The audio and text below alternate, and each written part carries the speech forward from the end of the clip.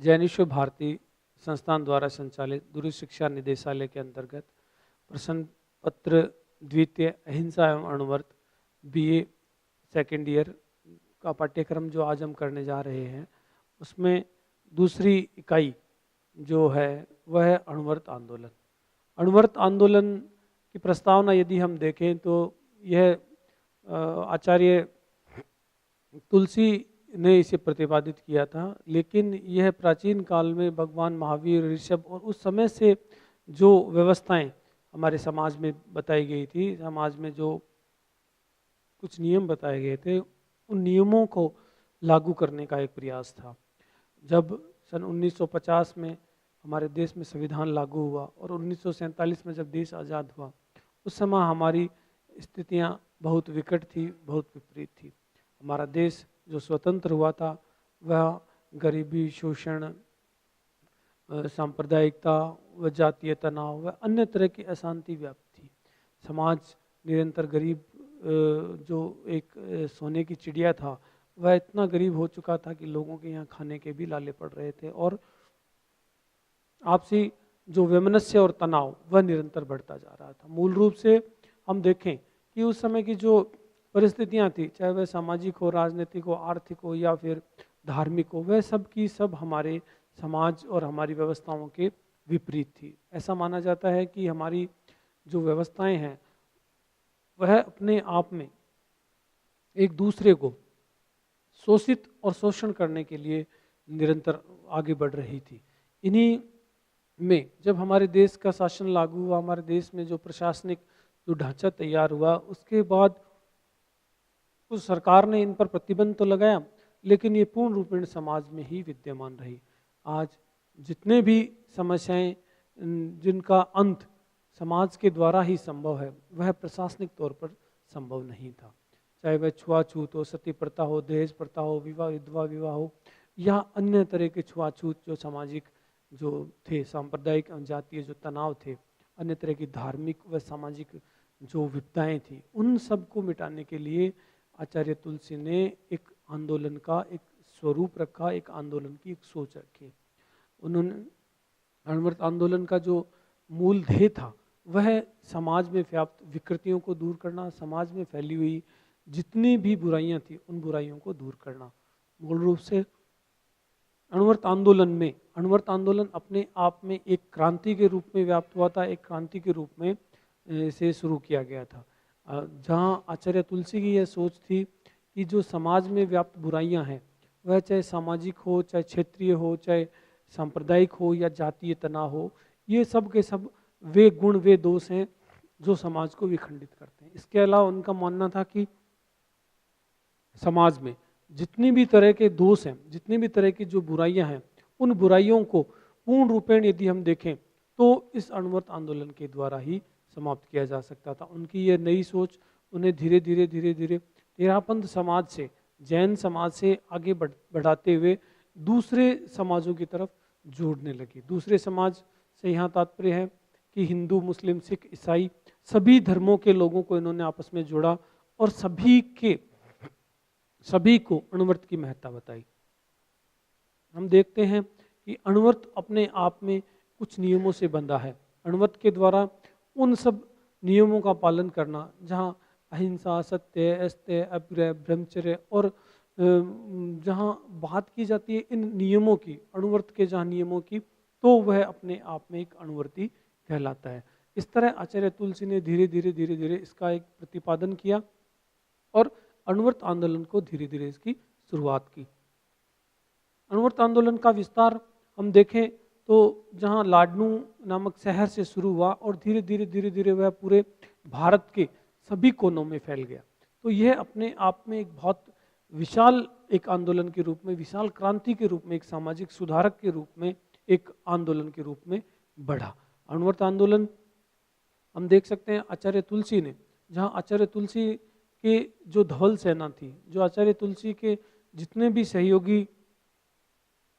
संत थे या तेरापंथ समाज के जो लोग थे, उन्होंने पूर्ण रूपेण इन बुराइयों को समाज से मिटाने की शपथ ली और इस जो आंदोलन में अपने आप को तन मन धन से जोड़ दिया। अणुव्रत का मूल आधार, अणुव्रत दर्शन, जहाँ मूल आधार जो माना गया वह यही था कि समाज में जो फैली हुई व्याप्त बुराइयां हैं, शोषण है, अंधविश्वास है, सामाजिक दुराचार है, या फिर हम व्यवस्थाओं का जो परिवर्तन है, या जो हमारे चारों ओर राजनीतिक, सामाजिक, आर्थिक जो असमानता है, उस असमानता को दूर करने का, वो जो वर्ग विभेद है, जो छुआछूत है, ये सारे के सारे जो दुर्गुण हैं, उन दुर्गुणों को समाप्त करने के लिए अणुव्रत आंदोलन रखा गया। इसका मूल आधार यही था, समाज में फैले हुए दोषों को दूर करना और एक स्वस्थ समाज की रचना करना। आचार्य तुलसी ने अपने नारों में बार बार यही कहा, सुधरे व्यक्ति समाज व्यक्ति से राष्ट्र स्वयं सुधरेगा। इस तरह के अनेक उन्होंने ऐसे नारे दिए जिनसे निरंतर वह आगे बढ़ते रहे, और उन्होंने ये कहा कि अणुव्रत ही एक ऐसा माध्यम है जो इन सब बुराइयों को दूर कर सकता है। जहाँ व्यक्ति के स्वास्थ्य की बात आती है, जहाँ तो उन्होंने कहा कि व्यक्ति जितने भी व्यक्ति व्यभिचार या अन्य तरह के जो दोषों से जुड़ा हुआ है, जहाँ उस वह मदिरापान, मदपान या जहाँ तंबाकू का सेवन कर रहा है, वो उसके स्वास्थ्य के लिए हानिकारक सिद्ध हो रहे हैं। तो इन दुर्गुणों को यदि व्यक्ति दूर कर दे तो वह एक स्वस्थ व्यक्ति बन सकता है। तो मूल रूप से उन्होंने जो आंदोलन किया उसमें केंद्र में उन्होंने व्यक्ति को रखा, और व्यक्ति के द्वारा ही दूसरे सभी जो समाज के जो भाग थे उनको उनमें जो परिवर्तन करने की कोशिश की, वह अणुव्रत आंदोलन कहलाया। मूल रूप से अणुव्रत आंदोलन का जो स्वरूप था वह एक अहिंसक आंदोलन की संज्ञा दी गई थी। इसे अहिंसक आंदोलन से यहाँ तात्पर्य जहाँ पूर्ण रूपेण अहिंसा का सहारा लिया जाए, जहाँ कहीं भी किसी भी तरह से हिंसा ना हो और हिंसक जो साधनों का प्रयोग न किया जाए। आंदोलन का जो स्वरूप जो माना गया है वह आंदोलन का अहिंसक स्वरूप था। आंदोलन में पूर्ण रूपेण जितने भी संसाधनों का प्रयोग किया गया था वह सारे के सारे अहिंसक थे। अहिंसा, जहाँ अहिंसा की बात की करते हैं, अहिंसा के स्वरूप की जहाँ बात करते हैं, वहाँ हम ये कह सकते हैं कि किसी भी तरह से किसी व्यक्ति को प्रताड़ित न करना, किसी समाज में किसी के साथ दुराचार न करना, किसी के प्रति कोई मन वचन काय से गलत विचार ना बन करना, और जो भी सिद्धांत या जो भी हम नियम बना रहे हैं उन नियमों का सुचारू रूप से संचालन करना, सुचारू रूप से उनको अपने जीवन में अपनाना, और उसी ढंग से उनको अपने नियमों के द्वारा अपने ऊपर काम में लेना। यह मूल रूप से जो बात बताई गई थी वह थी। अगली जो अहिंसक की बात की गई है, क्योंकि जैन फिलोसफी ये कहती है कि जैन दर्शन के अनुसार यदि हम किसी भी कार्य को अहिंसक तरीके से प्रतिपादित करते हैं, अहिंसक तरीका उसमें जोड़ते हैं, तो वह अपने आप में एक सफल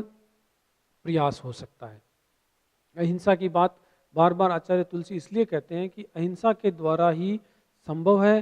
कि एक व्यक्ति का दूसरे व्यक्ति से जुड़ाव कैसे हो, एक समाज का दूसरे समाज से कैसे जुड़ाव हो, और व्यक्ति के द्वारा जो परिवर्तन की बात की गई है वह सामाजिक सुधार अहिंसा के द्वारा ही संभव है। असांप्रदायिक स्वरूप, जहाँ कहीं भी उन्हें ऐसा लगा कि कोई कल को ऐसा ना सोचे कि यह केवल एक तेरापंथियों का, एक जैन धर्म का एक आंदोलन है, इसलिए उन्होंने इस आंदोलन को पूर्ण रूप से असांप्रदायिक घोषित करते हुए इसे असांप्रदायिक स्वरूप दिया। असांप्रदायिक स्वरूप से यहाँ तात्पर्य, यहाँ विभिन्न धर्मों के, चाहे वह मुस्लिम है, चाहे हिंदू है, या अन्य कोई भी जाति के, चाहे वह छोटा है या बड़ी कास्ट का है, किसी वर्ग का है, सभी को समान लेकर, सभी को समान दृष्टिकोण से उन्होंने इसे एक असांप्रदायिक रूप दिया। उन्होंने अपने जितने भी जो कार्यकर्ता थे उन कार्यकर्ताओं में हिंदू, मुस्लिम, सिख, ईसाई, सभी तरह के जहाँ जैसी कम्युनिटी मिली वैसे उन लोगों को अणुव्रती बनाया, और अणुव्रत के माध्यम से वह इसे अपने साथ असांप्रदायिक रूप देते हुए, किसी भी संप्रदाय विशेष पर अत्यधिक जोर न देते हुए, सभी धर्मों को साथ लेकर चलते हुए, सभी संप्रदायों के नियमों और सभी संप्रदायों के हित में ध्यान में रखते हुए उन्होंने इस आंदोलन का प्रतिपादन किया, और सभी समुदायों में जो जो गुण दोष थे उन दोषों को दूर करने के लिए उन्होंने यह प्रयास किया। सांप्रदायिक स्वरूप से यहाँ मूल रूप से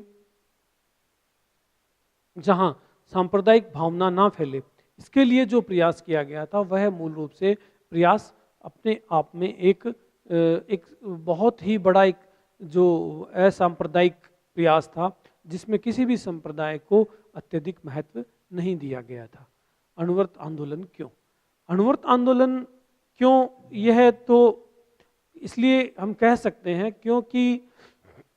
उस समय की जो परिस्थितियां थी वो परिस्थितियां एकदम विपरीत बनती जा रही थी। जैसा मैंने पूर्व में कहा कि देश जब आज़ाद हुआ, देश की जब आज़ादी तो मिल गई, लेकिन अंग्रेज इतने दोष छोड़ गए कि वह समाज में आपस में वैर, आपस में एक दूसरे का विरोध, आपस में एक दूसरे का तनाव, खींचतान, छुआछूत, एक दूसरे की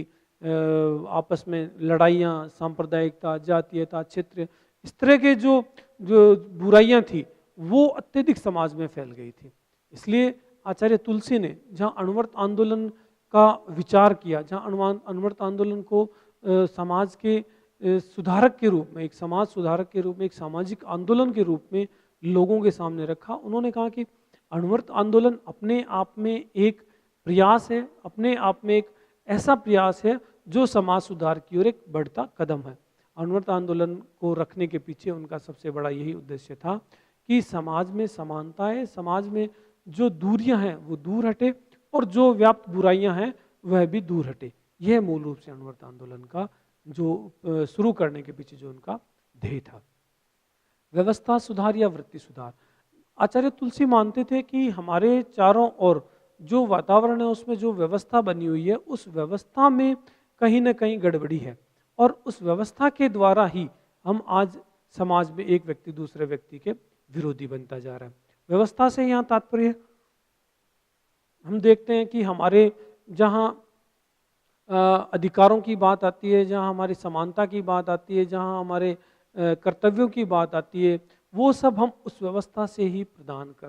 हमें प्रदान होते हैं या हमें मिलते हैं। तो जहाँ हम व्यवस्था सुधार की बात करते हैं तो हमारे चारों ओर चाहे वह प्रशासनिक जो ढांचा है उस ढांचे में जो विकार हैं, जो दोष हैं, उन दोषों को दूर करने के लिए जहाँ हर व्यक्ति के कार्य की सुनवाई हो, जहाँ कोई भी ऐसा व्यक्ति जो समाज सुधार के लिए आगे ना आए उसके प्रति विरोध हो और व्यवस्था एक अच्छी व्यवस्था बने, एक अच्छे व्यक्तियों का चुनाव हो, जहाँ चुनावी व्यवस्था है वहाँ चुनाव करके एक अच्छे चुनाव का एक व्यक्ति का निर्माण हो, एक अच्छी सरकार बने। यही एक उनका विचार था। उनका मानना था कि आज भ्रष्ट लोग, आज जो अपराधी लोग, जो चोर उचक्के या फिर जो असामाजिक तत्व हैं वो इस व्यवस्था से यदि जुड़ जाएंगे तो व्यवस्था में कहीं ना कहीं विकार आ जाएगा। आचार्य तुलसी कहते हैं इस व्यवस्था को सुधारने के लिए ही हमें पूर्ण रूपेण इस जो आंदोलन में इस व्यवस्था सुधार सबसे बड़ा मुद्दा माना गया, क्योंकि जहाँ से सरकार, जहाँ से सत्ता और सभी का जहाँ प्रभाव जो प्रभावित करती है वह है व्यवस्था। और इस व्यवस्था में उन्होंने कहा कि पूर्ण रूप से अहिंसक एक स्वस्थ समाज का निर्माण करना है तो इस व्यवस्था में जो जो दोष हैं उन दोषों को दूर करना पड़ेगा। अणुव्रत आंदोलन के प्रवर्तक, अणुव्रत आंदोलन के जो प्रवर्तक आचार्य तुलसी, जो मैंने कहा आचार्य तुलसी रहे हैं, आचार्य तुलसी जिनका जन्म लाडनू में हुआ और बाल्यावस्था से ही उन्होंने अपना जीवन तेरापंथ समाज को, तेरापंथ एक संत के रूप में उन्हें दीक्षा दी गई और उन्होंने अपना पूरा जीवन उस समाज के उत्थान के लिए लगा दिया और वे एक आचार्य के रूप में लंबे समय तक इस संप्रदाय का, इस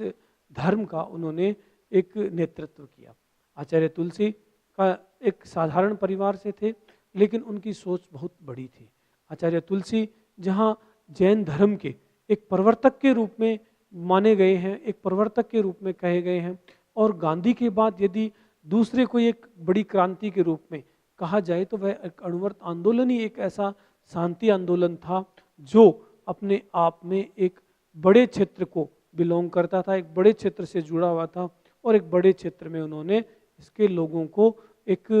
जो सामाजिक समस्याएं थी उनको मिटाने के लिए आचार्य तुलसी ने जो प्रयास किया वह एक बहुत ही सराहनीय कार्य रहा। आचार्य तुलसी जिनका जीवन, जैसा कि मैंने पूर्व में कहा कि बचपन से ही वह इस धर्म संघ से जुड़ गए थे और उनके मन में यही लालसा थी कि कहीं न कहीं जो समाज में व्याप्त विकृतियां हैं, जो समाज में व्याप्त बुराइयां हैं, उन बुराइयों को दूर किया जाए। उन बुराइयों में जो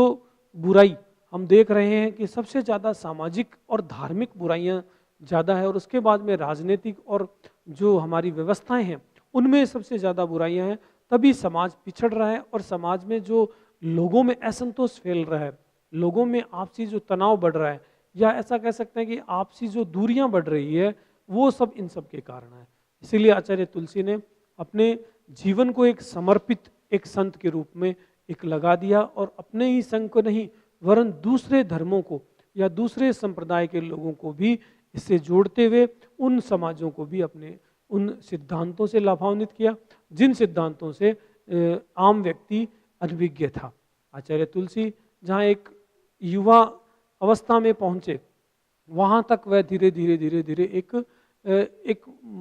जिनकी सोच भी वैसी ही बनती गई और उनकी सोच में सबसे बड़ा जो योगदान था कि वह धीरे धीरे एक राष्ट्रीय संत के रूप में आ गए। उन्होंने जहाँ अणुव्रत आंदोलन को एक छोटे से कस्बे से शुरू किया, वही आंदोलन धीरे धीरे धीरे धीरे बढ़ता बढ़ता राज्य स्तर पे और राज्य स्तर के बाद में वह राष्ट्रीय स्तर पर भी फैलता गया। अनेक उस समय की जो बुराइयां थी, जैसे सती प्रथा है, दहेज प्रथा है, बाल विवाह है, भ्रूण हत्या है, या इस तरह के अनेक जो सामाजिक जो दोष थे, छुआछूत है या वर्ग विभेद है, इन सब समस्याओं को उन्होंने मिटाने की कोशिश की। इन सब समस्याओं से लोगों को अवगत कराया और इनके दोष लोगों के सामने रखे। उन्होंने कहा कि एक स्वस्थ समाज का यदि निर्माण करना है तो इन बुराइयों को भी दूर करना पड़ेगा। आचार्य तुलसी के अहिंसक प्रयोग, सांप्रदायिक उन्माद। आचार्य तुलसी का मूल रूप से जो अहिंसा और अणुव्रत के द्वारा जो संदेश था वो यही था कि जो सांप्रदायिक जो ताकतें हैं, जो सांप्रदायिक जो हमारे दोष हैं, उन दोषों को कैसे दूर किया जाए। उन्होंने अनेक राष्ट्रीय व अंतर्राष्ट्रीय ऐसे सम्मेलन बुलाए जो सांप्रदायिकता पर, जो धार्मिक परिचर्चा पर आयोजित किए गए। उनका मानना था कि कोई भी संप्रदाय अपने आप में दोषपूर्ण नहीं है, उनके अनुयायियों के द्वारा, उनके जो उनको मानने वाले हैं उनके द्वारा ये विशेष रूप से देखा गया है कि वो लोग उसको किस तरह पेश करते हैं, वह सांप्रदायिकता किस तरह बढ़ाते हैं, वह दूसरे धर्मों की कैसे आलोचना करते हैं, किस तरह उनको नीचा दिखाने की कोशिश करते हैं और वह सांप्रदायिकता बढ़ाते हैं। सांप्रदायिक उन्माद उस समय की एक बहुत बड़ी समस्या थी, क्योंकि देश आज़ाद हुआ था, देश में हिंदू मुस्लिमों का क्षेत्र बंट गया था। अब हिंदू अपने एरिया में रह रहे थे, मुस्लिम अपने एरिया में रह रहे थे, लेकिन फिर भी उनमें आपसी तनाव व्याप्त था। उनका मानना था कि ये सांप्रदायिक तनाव जब तक समाज से दूर नहीं होगा तब तक समाज में विकृतियां आती रहेगी। सांप्रदायिक उन्माद, उन्होंने संप्रदाय से जुड़े हुए जो भी लोग थे उन लोगों का उन्होंने एक अच्छे सम्मेलन किए, अच्छी से जो उनको इकट्ठा किया और उन समाज के लोगों में जाकर उनके साथ चर्चा परिचर्चा की। और उनका मानना था कि यदि एक शांतिपूर्ण समाज का निर्माण करना है तो हमें असंप्रदायिक होना ही पड़ेगा, हमें दूसरे धर्मों की को भी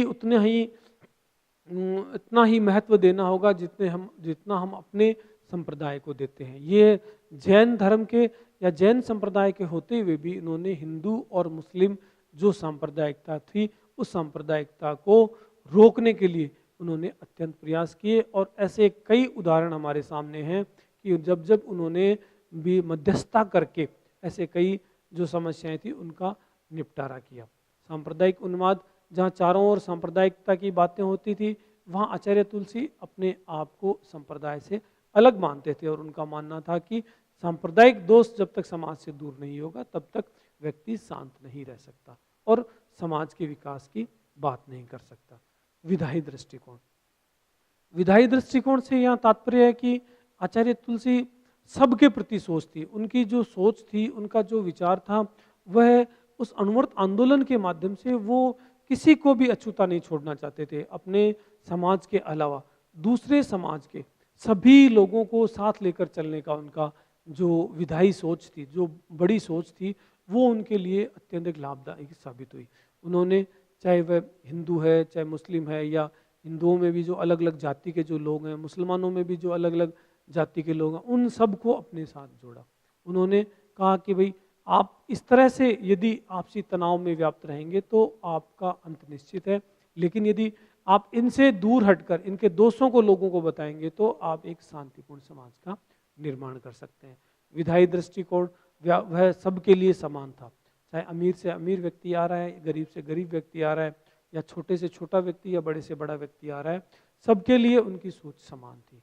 उनके सामने कोई राजा या कोई रंक नहीं था, वह सबके लिए समान दृष्टिकोण रखते थे, सभी को समानता का दर्जा देते थे और सभी के समान विकास की कल्पना करते थे। यही उनका विधायी दृष्टिकोण था जो निरंतर उन्हें आगे बढ़ने की ओर प्रेरित करता रहा। अब हम आगे बात करेंगे बाल दीक्षा का विरोध। आचार्य तुलसी ने जहाँ अपने जीवन से जहाँ प्रेरित होकर अनेक जगह उन्होंने दीक्षाएं दिलवाई, लेकिन जब वह जयपुर गए, जयपुर में जब उनका